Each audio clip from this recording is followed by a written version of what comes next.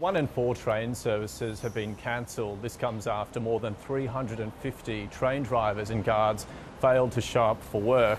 Although the delays are widespread, authorities say the T2 and T8 lines are especially impacted.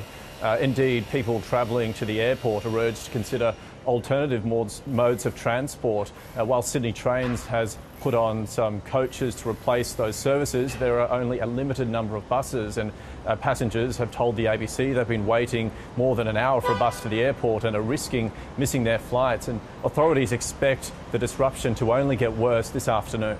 At the moment, we've had around 465 services cancelled. My sense is that number will increase into the afternoon. Unfortunately, Valentine's Day today, people will be out and about in the city and around Sydney this evening. My advice would be to avoid the rail network if you need to get to a dinner date. Let's turn to the cause of the disruption then. Why did the talks between the rail union and government break down?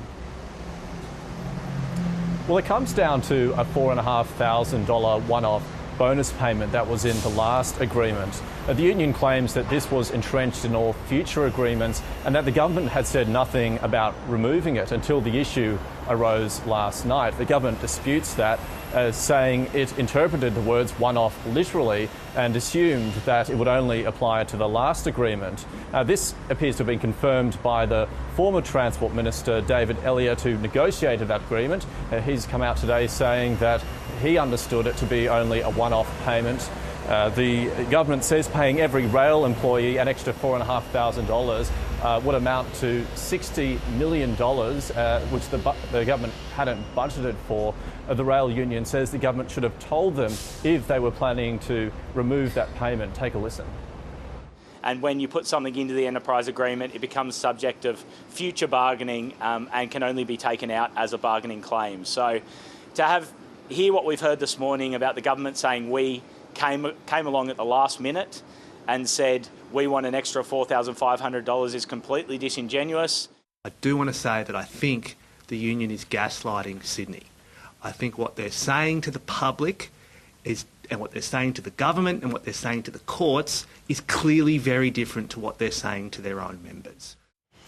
Just finally, Alex, a text message from a union delegate that was sent overnight has sparked condemnation. What did it say?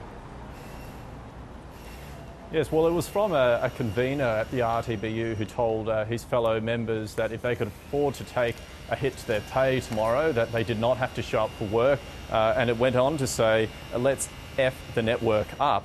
The language has sparked criticism from the government and also the opposition, which has described it as an abhorrent piece of union vandalism. The RTBU has distanced itself from the text message, saying that it wasn't sanctioned by union bosses and that they acknowledged the message wouldn't provide the public comfort, but it did say that such attitudes were unsurprising given how poorly members had been treated by the government over the past 9 months, Lorna.